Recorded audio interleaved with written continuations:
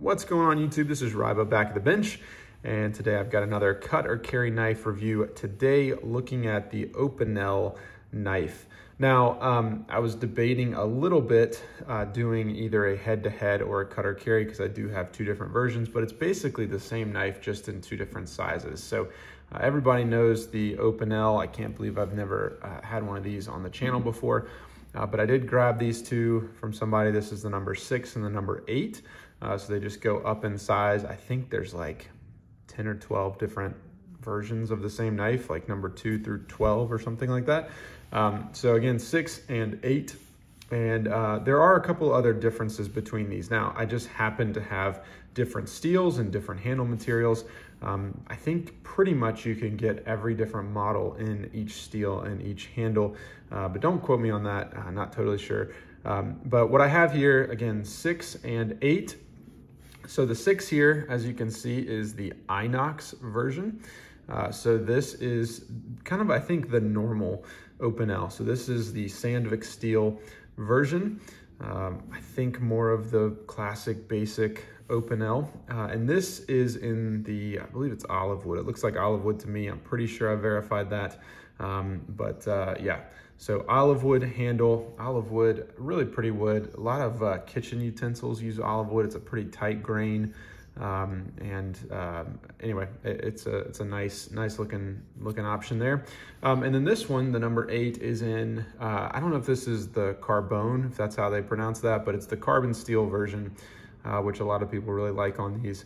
And I believe this is the beech wood, which is a little bit more of a basic handle material. A lot of old hand tools are made of beech, particularly English ones. But anyway, so you have beech here, carbon steel, Sandvik steel, olive wood, 6, 8.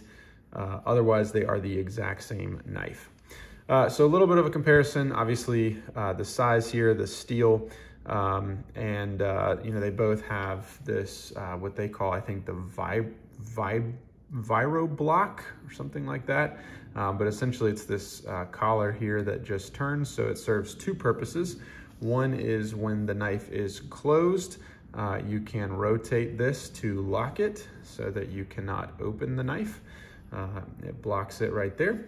And then when the knife is open, like so, you can use this collar either direction. I believe it does push easier one direction, but you can use that to lock the knife and make it a little bit safer, or a lot of bit safer. So that is the Viro block safety ring, I believe they call it. Anyway, so that's kind of the differences between these two. Otherwise, they are pretty much the same.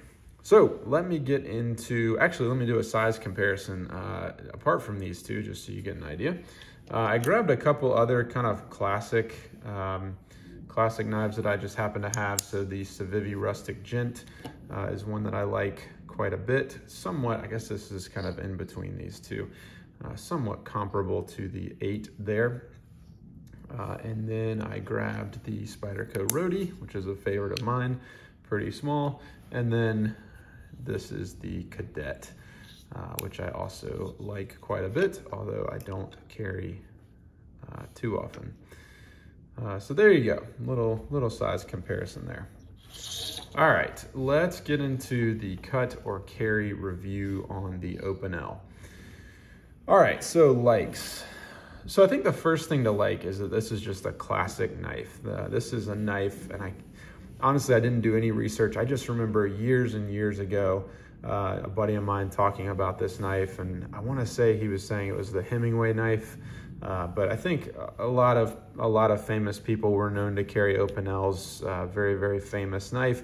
Definitely has that nostalgia factor. Definitely has that kind of storied history. And I think they're maybe over-reliant on that as a brand, but I'll talk about that in just a little bit. So it has that going for it. It is no frills, very basic, and that's pretty cool in some ways. I mean, you have wood and you have metal, and you have a very basic configuration and construction. Even the locking mechanism here is just very basic.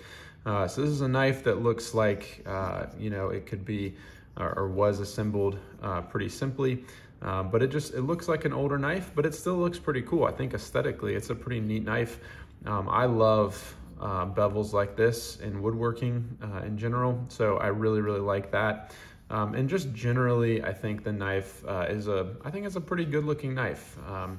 I don't know, there's something about it that's like, you know, it looks very distinctive. You're not going to mistake it for something else, but it just looks like a basic non-threatening pocket knife, and I think that's definitely part of the appeal.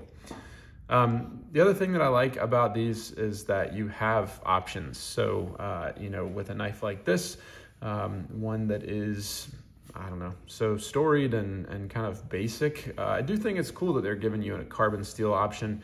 I do think it's pretty neat that they give you multiple wood options. I think they give maybe up to like 4 different handle material options, so that's definitely cool. The other thing I like is generally like the branding and again, the aesthetics look really good. Like I love the blade stamping here. I think their logo is very, very cool. That crown there with the hands, but also just the blade stamping of the brand and either the steel option there or what have you. I think that looks pretty sweet. So aesthetically, I think it's a pretty cool knife. Other thing I really like is the blade. I think the blade on these are really, really good. And one of the reasons that it has stood the test of time.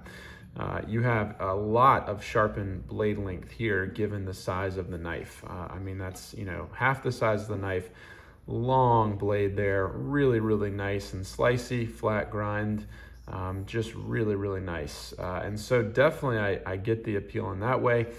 This is a knife that you could definitely use for slicing quite a bit. And just a good overall pocket knife blade. Definitely an older style pocket knife blade than things I think we see now, but I like it. I think it's really, really nice. In some ways, even though it's not that kind of clip point buck style, it does remind me of kind of a classic buck 110 and for some reason, although I don't have one to compare anymore. So blade, really, really nice, good slicer, good steel. Never gonna complain about the Sandvik steel. Overall, I just think it's a nice looking knife. So those are the things that I like about the Opinel. All right, so things that I dislike about the Opinel. So honestly, primarily, I guess I've been picking up the 6 quite a bit, so let me grab the 8. Honestly, the ring. So this, what do they call it? The ViroBlock safety ring. I know this is kind of what makes an Opinel, but I find it to just be somewhat impractical and kind of annoying. So for a few reasons. So first of all, if I close the knife, the chances of me, who cannot remember what I had for breakfast this morning, remembering to lock the knife like this, incredibly small. Now, what's the chance that when this knife, which has not a great action and requires a good bit of force to pull out, what's the chance that that's going to open up on me? Pretty small. So I really don't care about locking it closed, although I understand the safety issue there. And then when I go to open this and cut, the extra effort to lock this for what is usually a pretty small task is just not one that I'm going to do, which is totally fine. For most things, you probably don't need it. Obviously, if you're going to be carving or doing some other tasks with this, you definitely want to lock it. But I just don't find this super easy to use. A lot of friction going on there, not terrible by any means. But one of the things that I think could very quickly improve this is having some kind of texture along this collar. And I realize that goes against all the classic feel and everything of the knife, and that's probably sacrilege to some degree to suggest on an Opinel.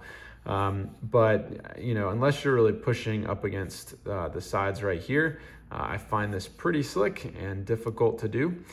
So I think having some other type of texturing or even a coating or something on that would definitely, from a functional standpoint, would definitely help. But practically, I'm just not really using that safety ring all that often. So, you know, that's just me, but I don't know, kind of a minor annoyance. I mentioned that one of the good things about the knife was that it was no frills, but I think that's also a negative. I mean, that is kind of the drawing point of the knife, and I think there's a lot of good there, but it's also, over time, like, it's just not really gonna compete with other things in the pocket, at least for me, because it is a little bit bulkier. It is very, very lightweight, so that's great. But just a non-locking knife without that secondary effort and all that, it's just, I don't know. It's they always looked neat to me, but you know, over a couple days, it wasn't something I was super interested in. So the no frills is also kind of a dislike as well.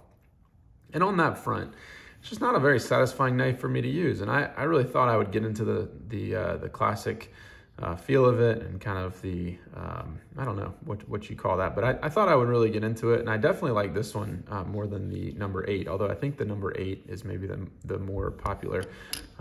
Again, don't quote me on that, but I like the number 6. I think it's a better size. I like the olive wood a lot more than the beech.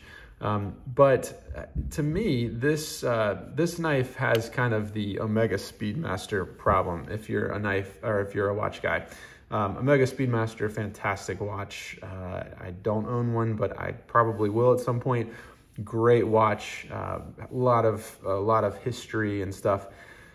But Omega kind of has really milked that for all it's worth. And there's always anniversary editions coming out, or commemorative editions and special editions and Snoopy editions and all kind of things. And it just seems like a lot of the brand is built on the history of the Speedmaster, which I totally understand, and there's good reasons for that. But over time, it does kind of get old, and that's kind of how I feel with the Opinel. Like, you pull up the size comparison, and it's just 10 or 12 of the same knives in different sizes. Do you really need one size in between these? Maybe, but I don't really think so. Do you really need an Opinel that's this big or one that's this big? I think you could get away with maybe 3 or 4 to kind of cover all the bases. And it just, I don't know, to me it seems like they're, I don't know, trying to maybe get a bit too much out of this design. I appreciate it. I think it's a cool design, but I also think it's a bit much. So final verdict, these are fine. This is probably a cut for me. It's not really a practical carry option. It's not really something I'm gonna be throwing in the pocket. I probably will hang on to the number 6 because I can see carrying it sometimes, just when I want something a little bit different. And I do, honestly, very legit, I do really like that blade. Carbon steel for me here in the South, someone who sweats quite a bit, and is both lazy and forgetful, is not a great option, I have found. I do not do well with carbon steel, although I love the idea of it. So this one will not be staying in the collection. But in general, it's a cut.